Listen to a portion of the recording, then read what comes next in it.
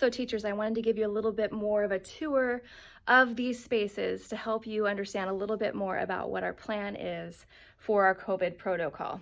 So our first classroom here on the outside of the door, it says K-1st grade activity room. This is where we're going to actually welcome all of the kids each morning.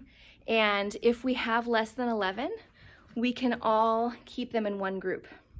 If we have more than 11, from here, once everybody's checked in, then we'll divide them into two groups and head over to the other classroom for one group in the other classroom and one group in here, and then they swap midway, and I'll show you a little bit about that too, okay?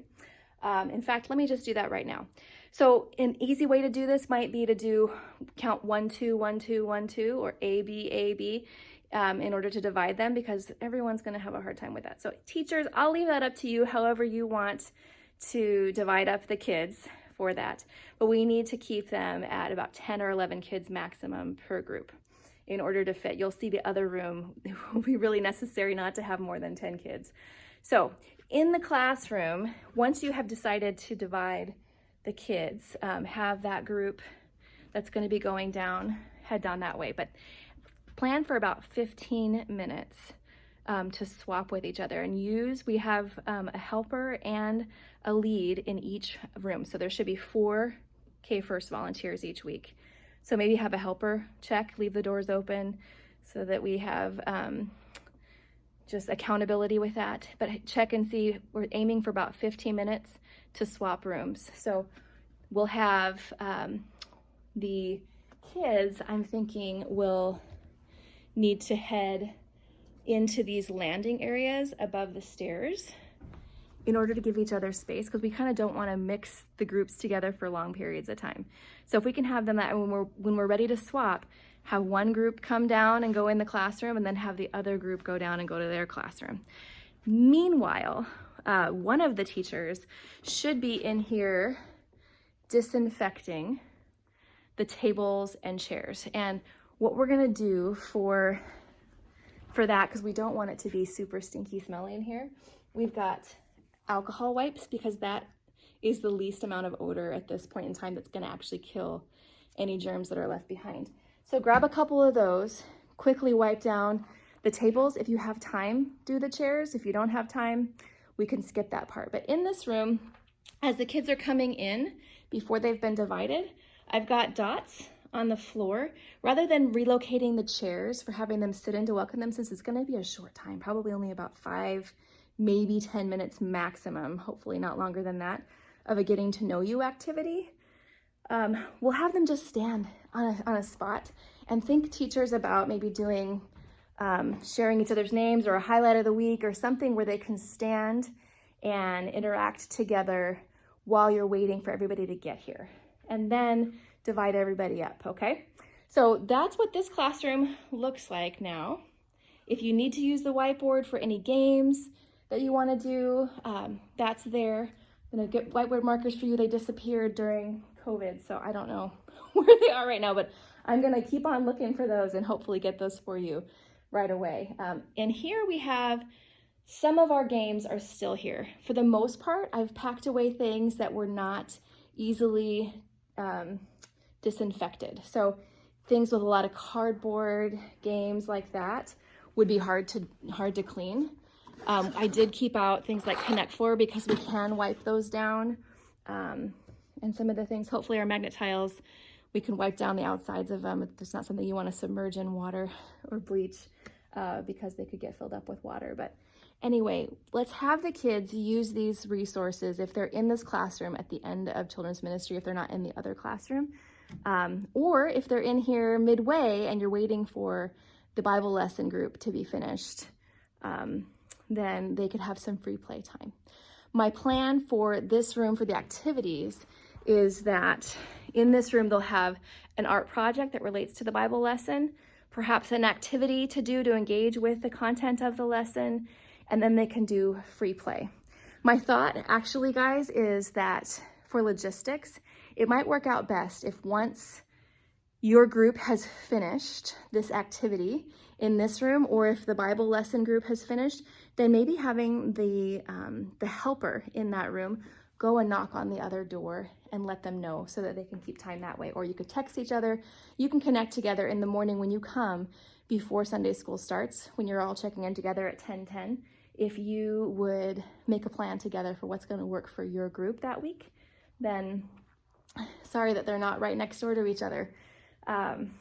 So in the classroom behind the door that I have propped here, we have name badges, or actually they're volunteer ID badges. They're not actually your name on them. You can choose to keep one if you don't want to be putting it back and using one that someone else has used. If you would like to keep it and bring it back when you serve, you're welcome to do that. If not, then just put it back. We have extra chairs here if needed as well. Hopefully not, because I do have more than enough for the ones we already have set out. And then over here, your attendance sheet.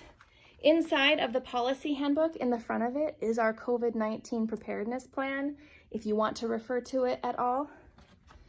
And in this drawer, we have face shields. And there's instructions here about the face shield, and there are more alcohol wipes that you can use for cleaning these. For the face shields, on the front of it, I think I sent a picture to all of you. On the front of it, if you go to the very top blue corner, you can peel off a protective layer that helps to protect it from getting scratched while it was in shipping. So make sure and take that off so that you're not looking through a fog all morning. And then once you've used a face shield, which by the way, we recommend that you opt for that rather than a mask. And if you have a health exemption, we understand, and you're still welcome to serve without any face protection.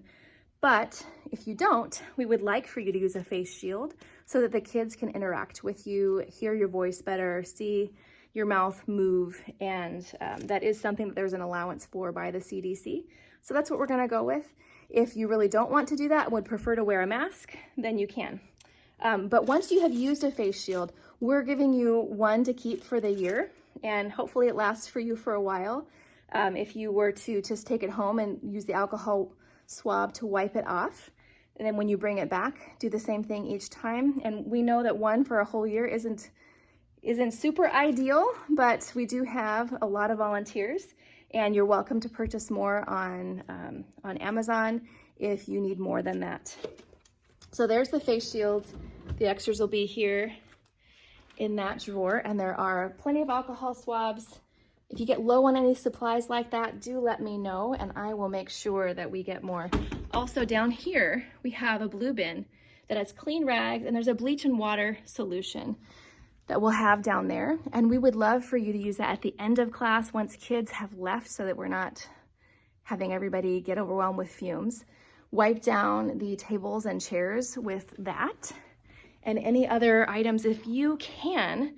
If you have enough time to clean some of those toys, anything that gets left on these shelves, our cleaners midweek are going to assume that it's clean. So if you have time to clean some of the items with that, you can spray it, the bleach and water solution, on a rag. That's what we want everything to be cleaned with. Bleach kills almost 100% of germs, they're saying, in viruses. So wipe down any of the toys that you have time for.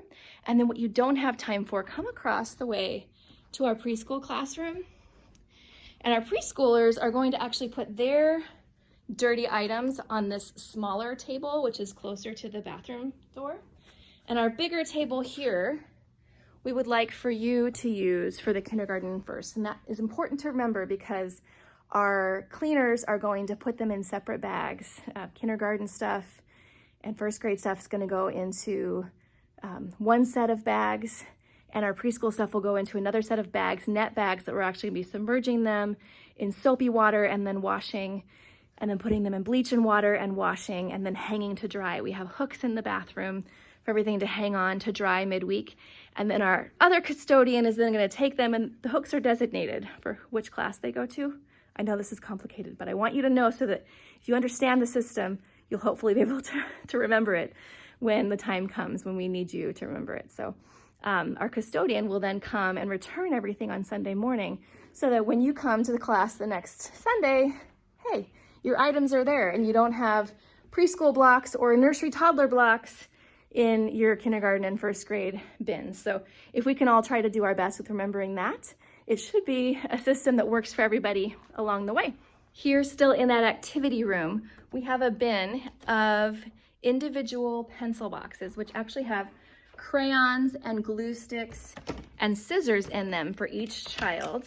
And the reason we're doing this is so that they're not sharing those resources during class time. So for art is happening in this room, any arts and crafts that they do, they'll have their own box with their own items in it. They shouldn't swap with each other. And then when we return these items to this bin, don't just put it right back in the bin. What we'd like for you to do is use an alcohol wipe, probably use hand sanitizer first, which, by the way, the hand sanitizer, we would like for you to use it on yourselves before class starts, on the kids as they enter the classroom, and then as they swap classrooms, when they're going to the next classroom, go ahead and either as they're leaving or as they're entering, let's do it again, just to kind of reduce the amount of transmission going on.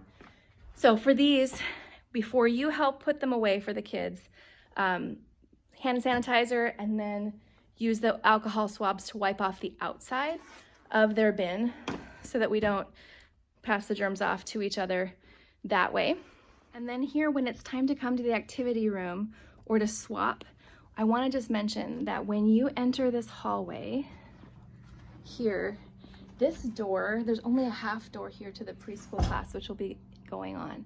So we'll want to practice some like quiet activity. When you're walking through the hallway, you can say, let's have a tiptoe contest, or, you know, who can be the quietest, that kind of thing, because we don't want to totally mess up whatever's going on in there, because our little 4- and 5-year-olds are easily distracted. I think you guys would know that. So we want to remember that.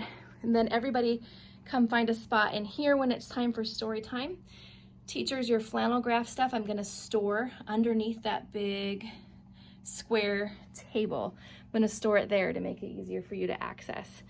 So hopefully that helps you guys get the gist of what's going on for everything. And here are alcohol wipes and hand sanitizer and a second attendance sheet should you want to check kids off as they are leaving.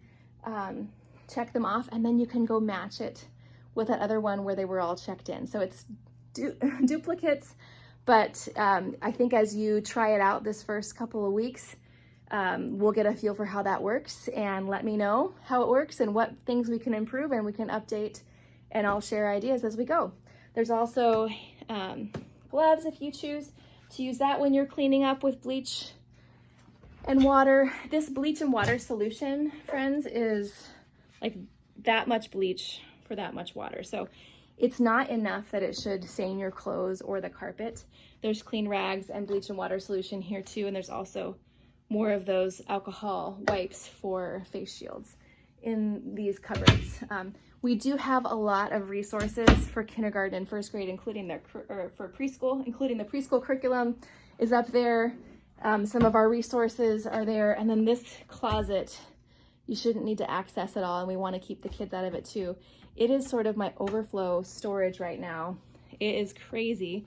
These are all things that I had to pack away that we can't keep out during COVID because they're too hard to disinfect, or it's resources I need for all of that, or our vacuum, things like that. So let's stay out of that closet there. But that's our tour of our 2 rooms. Please give me feedback if you have questions or comments, things that you want to suggest for improvement. This is a whole new thing that we've never done before, and we're going to try to make the best of it together. So thank you for your patience and your flexibility, and for being willing to take this journey with us.